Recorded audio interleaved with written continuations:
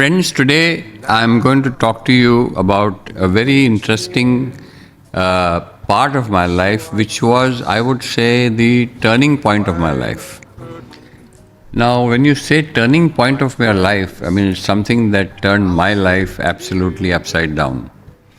And there is a phrase which I have used in my book, which says that your enemies are within your home. Now, you may find this very strange or controversial, but I'll explain to you why I am saying this, that my enemies are within my home. I'll turn out to you. I'm not here to point fingers at who was at fault and who was not at fault. But the point is that this turning point of my life happened when I had gone on a holiday to Kashmir with my wife and a couple for my holidays. And I was coming back, and we stayed in Delhi at a friend's place, and I happened to meet a lady there who was single and seemed very upset, and I just started talking with her and said that, what's the matter? And she started explaining and talking, and we kind of got friendly and started talking, and she said she's flying for an airline and stuff like that, and she's broken up with her boyfriend of so many years, and she was very mentally disturbed and upset. So I was just talking to her, but not knowing how this situation would completely change my life topsy-turvy, 360 degrees right round. When we came back to Bombay, we started meeting, talking on the phone, and slowly grew into a relationship. When we got into a relationship, we got intimate, everything started, and we became close. And at some point of time, this situation became so close that she was wanting to meet more not in the day, but in the evening also socially. So I got her into the social group, and we started meeting, and that's how the affair started. Now, this whole thing was starting because I was not really getting along with my wife, and we had certain differences and certain disagreements, and I was at a point where I was open to anything that kind of attracted me to somebody. Came to a point where my wife got to know through a conversation I was having on the phone. There was an intercom connection, and she overheard our conversation, and things came to a head, and she questioned me what happened. A big fight ensued, and I said, listen, I'm very confused. Yes, I am having an affair, and give me some days to find out, to clear my head as to which way I have to go and what I have to do, because I'm very confused. Because with my wife, of course, my relationship was not that great, but we had children. And on the other hand, there was this lady whom I was having a relationship with, and she was a very lovely, nice lady, very affectionate, loving, understanding, but also possessive to a great point of view, and she was very possessive about the relationship. So I was stuck between the devil and the deep sea, and I was not being able to make a decision what to do. So I needed time for myself to go and find out. So I told her, I said, stay at home for 3 days. Don't go and talk to anybody about it, and let me come back to you after 3 days, and I will tell you what we have decided, and we'll talk about it. So I took my car and I drove off to Shirdi, to Sai Baba's place. And I was there for 2-3 days. I went and sat there for a whole day and a whole night, and sat down, and I wanted a clarity and getting my mind cleared out as to which way one should go. On one side was the wife, the family, the unit, and the other side was this lady with whom I was involved with, and who was involved with me very seriously. We didn't know which way to go. I came back, and in the meantime, she probably must have called up my wife and said, where's Rajan?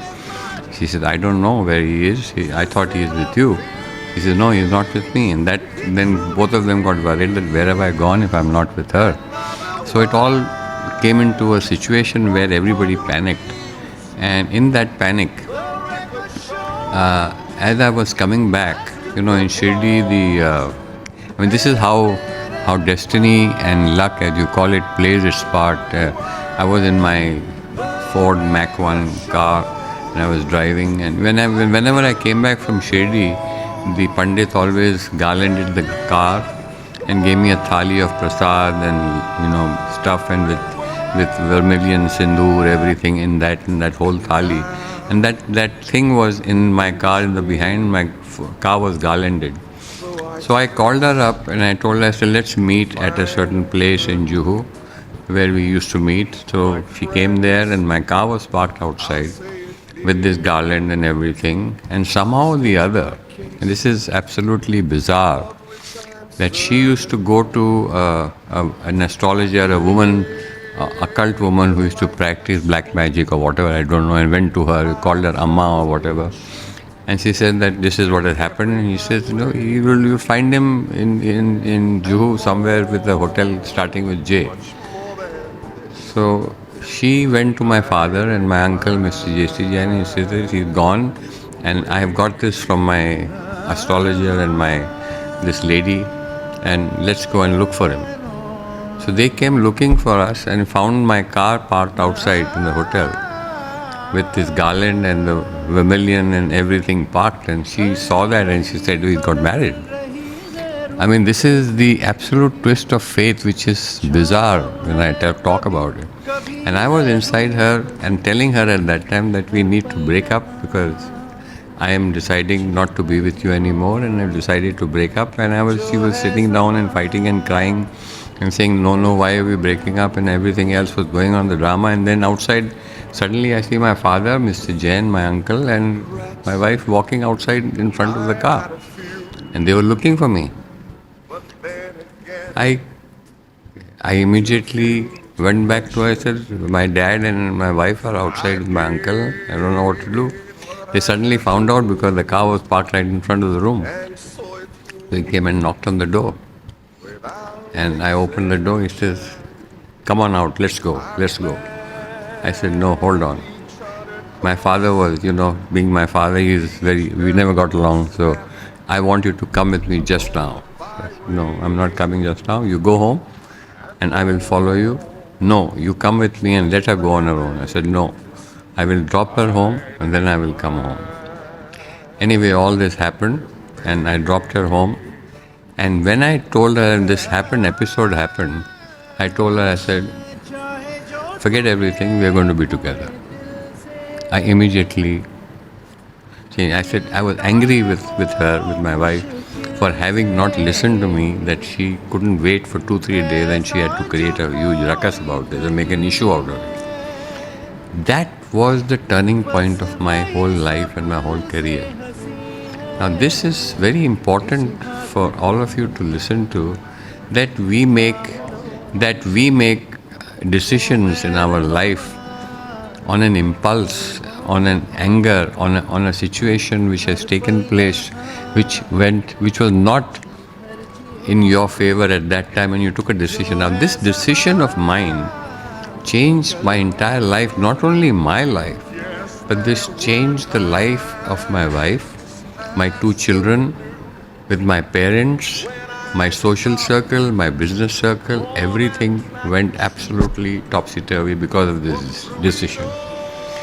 So when I went home and I told my wife, I said, why did you suddenly make an issue and start running around, and when I told you to just sit at home and I'll come back and take a decision. And I had made a decision to break up with her and go back to my wife and my unit. But now you've done this, so now forget it. Now that it's in the open, I am not going to be with you and I'm leaving this house for good. And my father, my uncle, everybody tried to talk me out of it. She said, beta, listen, don't do this, don't break up the family, don't break up the unit. If you want to have a girlfriend at all, a lot of people do this, you have a girlfriend on the side. A lot of people do this. They were trying to explain to me as to what I should be doing if I want to keep both the sides going. I said, no, I'm not one of double standards. I'll either be with her or with her, and I've decided that I don't want to be with her because she gets panicky and goes into this situation. Now, at that point of time, because of my age, my immaturity, whatever you call it, hindsight today, if I look at it, I think it was my fault that I took this hasty decision, because if it affected the lives of so many people, especially my children, especially my two sons, my elder son affected him the most because he took it very seriously, and he went the opposite way and probably hates me for it. My younger son was too young, didn't understand, then affected my wife, her life, and my parents' life, my business, my social friends. I was ostracized from society completely. All my friends didn't want to know me, nothing. They would pull their husbands away if I came close to say hello to them because of whatever I did with my family. My business circle affected me, my business was affected, and it completely ostracized me and made me a complete pariah in the whole of society. But I stood by that decision. I said, no, I'm going to be with this woman. I moved out of the house and I took a separate small apartment in Pali Hill where I stayed and moved in there. And then the real story came out. And suddenly one fine day, I was I moved my office out, I bought a small place, I couldn't operate from home anymore. One fine day I had a major income tax raid. Out of the blue, I had a major income tax raid. But before that, I had gone to Chennai, to my office, and one of my friends, that's where I met Mr. Ram and Babu Nagpal, my friends later on, who got me into the movie business. And they said, we are going to Tirupati and we know what you're going through in life and everything that's happened. Let's go to Tirupati Balaji. So I said, okay. So we went to Tirupati Balaji temple, and we went there, came back, and I came back with this prasad and statue and murti and dhagas and everything. And I put it in the drawer of my office table. And the next day, this income tax raid happened. And I suddenly realized what's happened that turned my world absolutely topsy-turvy. A small company like mine being raided by an income tax for what? And suddenly at night when I was sleeping, I woke up and I said, I went to Tirupati, and maybe Sai Baba is angry with me that I went to Tirupati and I'm not happy with Sai Baba, so I went to another god or something like that. You know how one starts thinking. So I next day went and pulled out the murtis and everything that I had bought from Tirupati. I went to the sea and I immersed those murtis or whatever I had. And the next day, very next day, the income tax commissioner called me. And he said, Mr. Lal, do you have any enemies? So I said, no, I don't think so. I mean, my business is new and nothing. And my enemies, I don't think I have any enemies. He said, your enemies are within your home. That's my catch line when I started with today. I told you, enemies are within your home. I said, what do you mean? He opened the form or the signature form which was there, and he showed me, he says, these are the people who have asked the income tax department to raid you. And you know who those names are? When I saw the names, it shook the ground from under my feet. The names were my father and my wife. They were the people who conducted and started that raid. Because my father thought I should bring him down to earth and ruin him so that I eventually come back. And these were the people who did this, which I can never forget in my life. That my own father and my wife did this to me.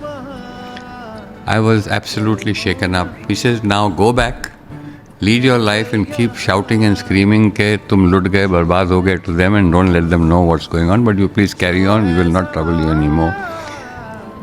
When I looked around that office, they had huge ledgers, thick ledgers of different companies whom they had raided. And my ledger was not even 100 pages.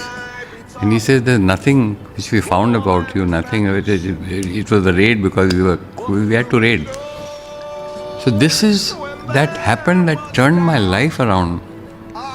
And today, on the hindsight, when I sit down and think about it, that time it shook me up. It shook my faith in my father, in my wife, about what they are capable of, how low or how steep they can go to bring somebody on their heels. And my father and me, we never got along. And it was his brainchild to do this, to teach me a lesson. And I'm sure, and he was very fond of my wife, and they were very close. So he probably thought, let me teach him a lesson. So whatever they did at that time, of course, my relationship with them was gone for good. I could never get back to them again. But on the hindsight today, when I look, because of my immaturity and impulsiveness or my anger, my whatever you call it, today if I was to do things differently at that time, today I would not have taken that step of breaking up the unit, especially because of the children. Could have sorted out my differences with my wife and probably could have continued living the life I was leading, and my children could have turned out to be a little different. But these are all thoughts that come to you much later because of the maturity level that you're at today.